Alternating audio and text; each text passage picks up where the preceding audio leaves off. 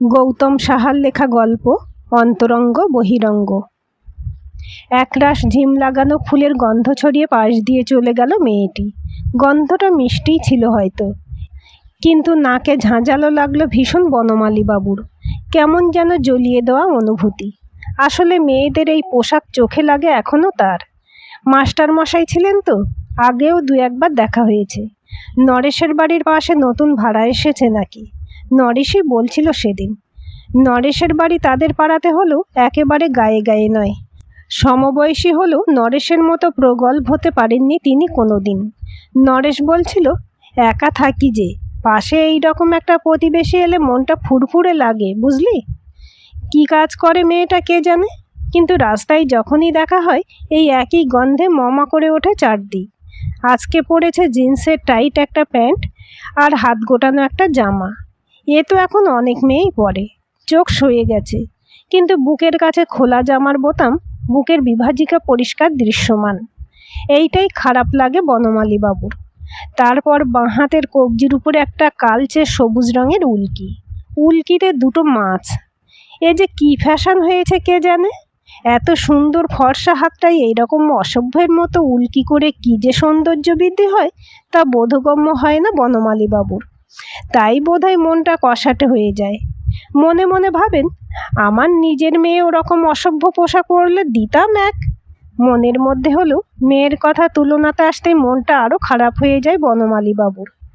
কোথায় মেয়ে, কিসের মেয়ে, তাকেই বা কী শিক্ষা দিতে পারলেন তিনি। না হলে সকলের মুখে চুনকালি লাগিয়ে বাবা মার কথা একবারও না ভেবে বিধর্মী ছেলেকে বিয়ে করে। বাবা কিছুতেই এটা মানবে না জেনেও। ওই মেয়ের পিএইচডি ডিগ্রি, কলেজের লেকচারারের চাকরির কোনো দাম নেই বনমালী বাবুর কাছে। ডিগ্রি মানে শিক্ষা নয়। মেয়ের স্বামী অনেক বড় সাংবাদিক নাকি, হোক গে।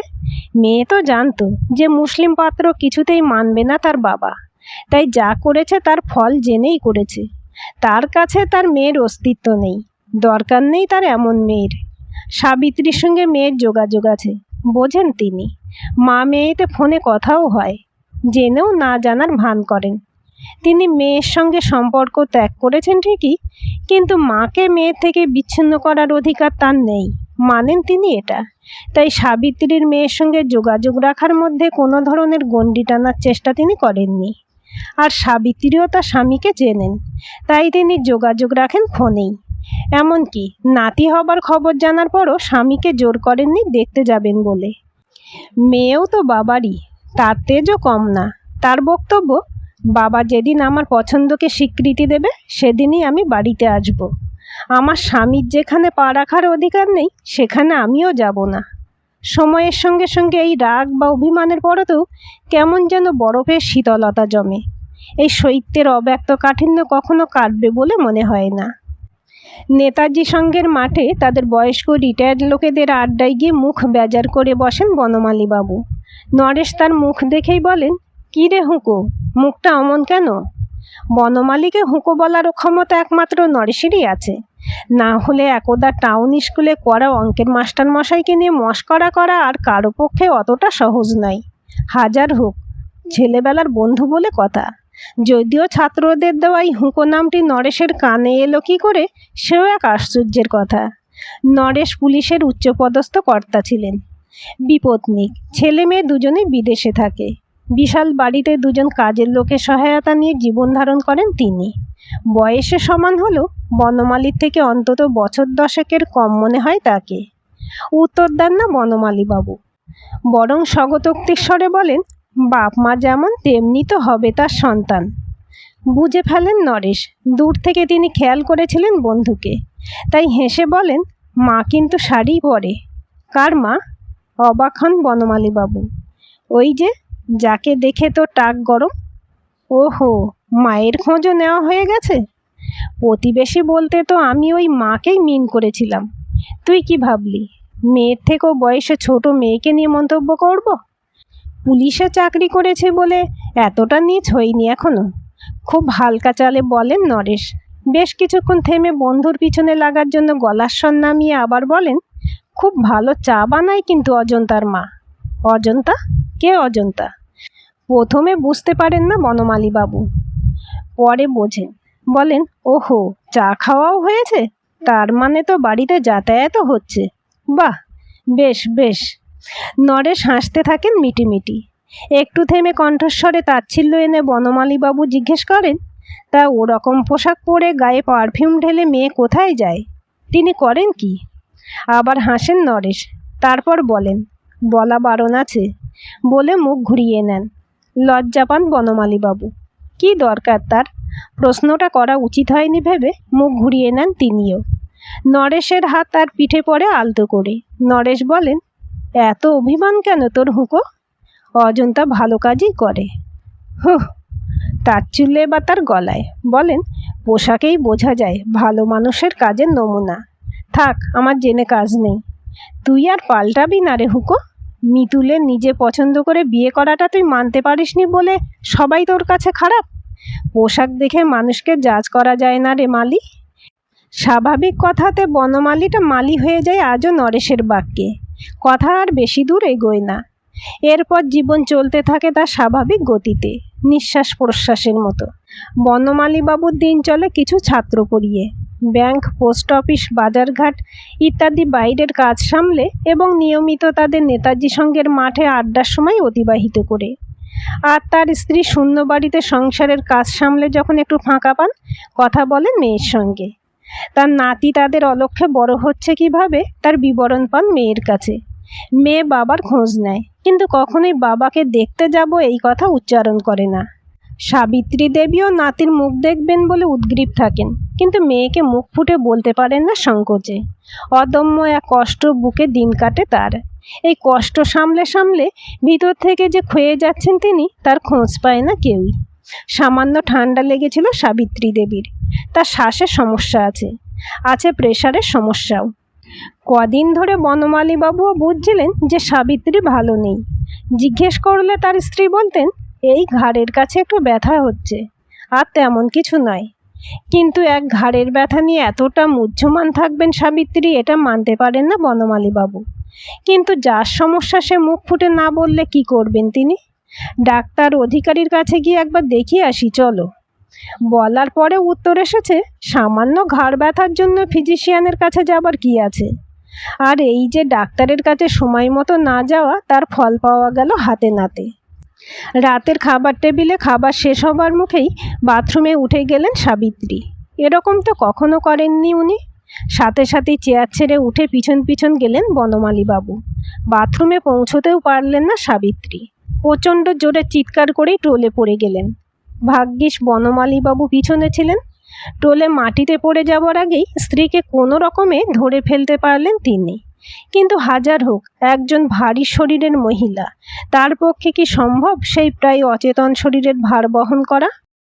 তবুও কোনো ক্রমে হেঁচড়ে স্ত্রীকে বিছানায় এনে ফেললেন তিনি। ঘন ঘন শ্বাস পড়ছে তার। ডাকার চেষ্টা করলেন তাকে। অজ্ঞান না হলেও কোনো সাড়া দিতে পারেন না সাবিত্রী। শুধু সারা মুখে একটা যন্ত্রণার ছাপ। কি করবেন এখন বুঝে উঠতে না পেরেই অগত্যা অগতির গতি নরেশকেই ফোন করেন বনমালীবাবু।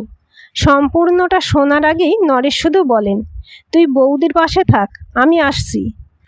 এরপরে বনমালী ফোন করেন ডাক্তার অধিকারীকে। ফোন বেজে যায়, ফোন ধরেন না ডাক্তার অধিকারী।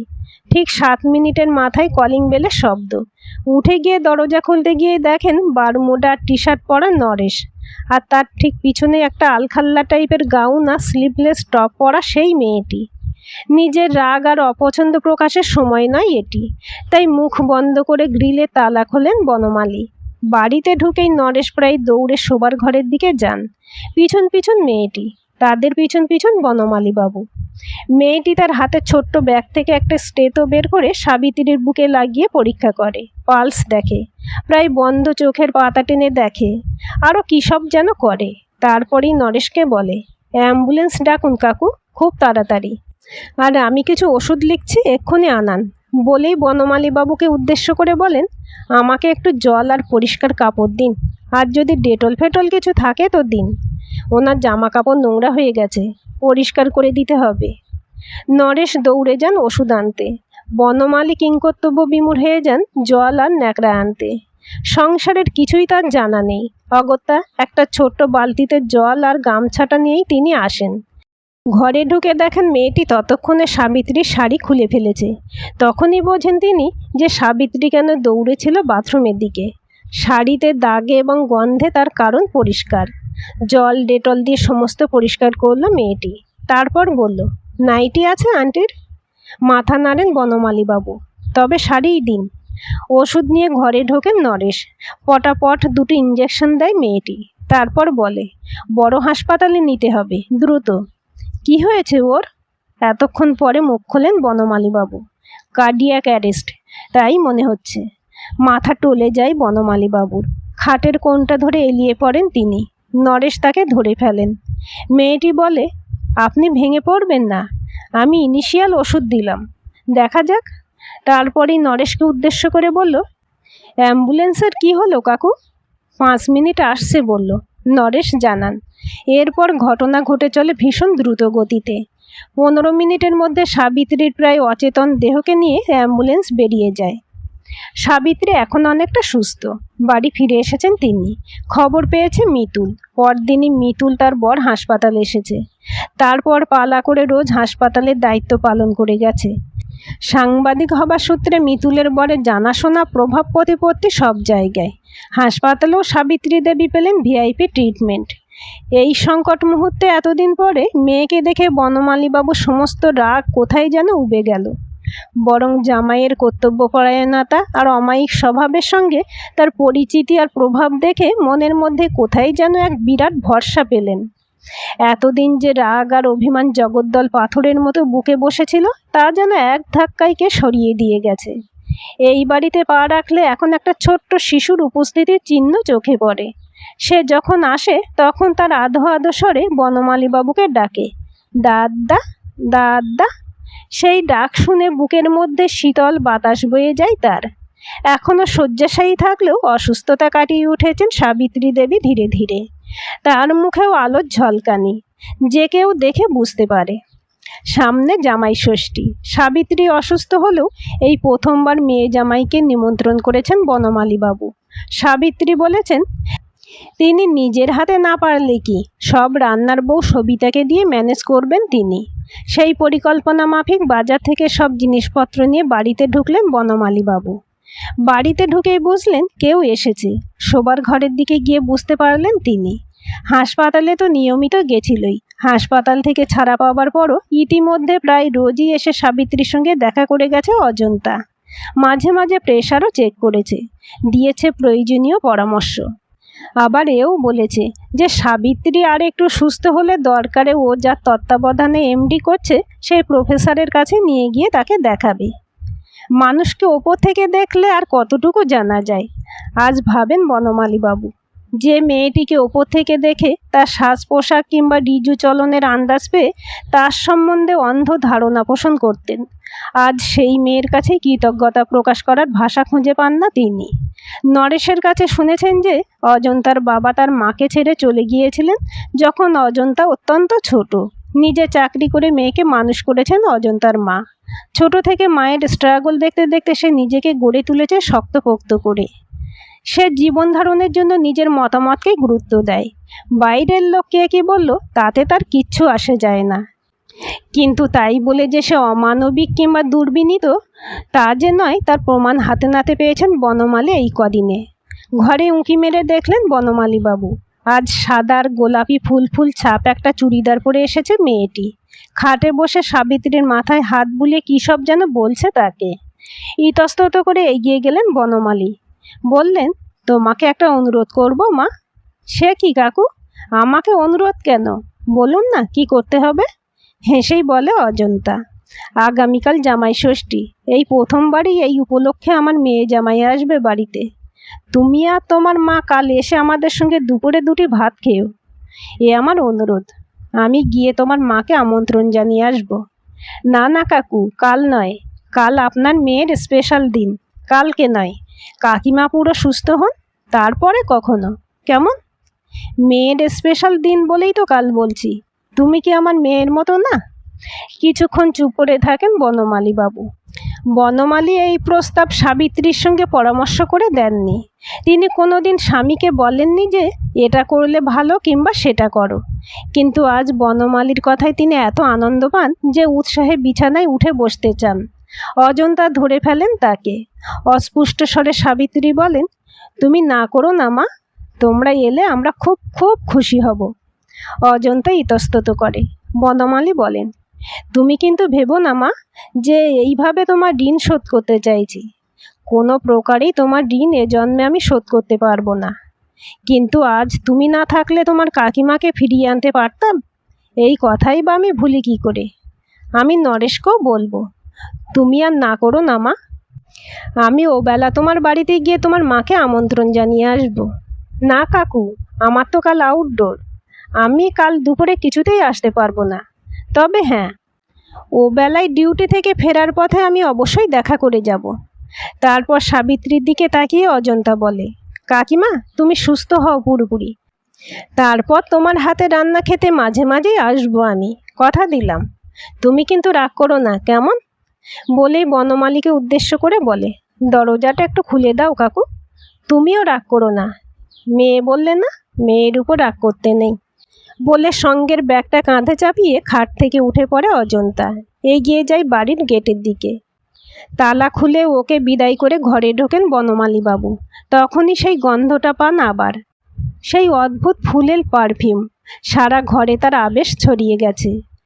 আগে নাক জ্বলত, আর আজ সেই ছেড়ে যাওয়া ফুলের সৌরভকেই দীর্ঘ নিঃশ্বাসে বুকে ভরে রাখেন তিনি। আজকের গল্পটি কেমন লাগলো কমেন্ট করে জানাবেন। ভালো লাগলে লাইক, হাইপ, শেয়ার করবেন। আর চ্যানেলটি সাবস্ক্রাইব করে বেল আইকনটি ক্লিক করে রাখতে ভুলবেন না।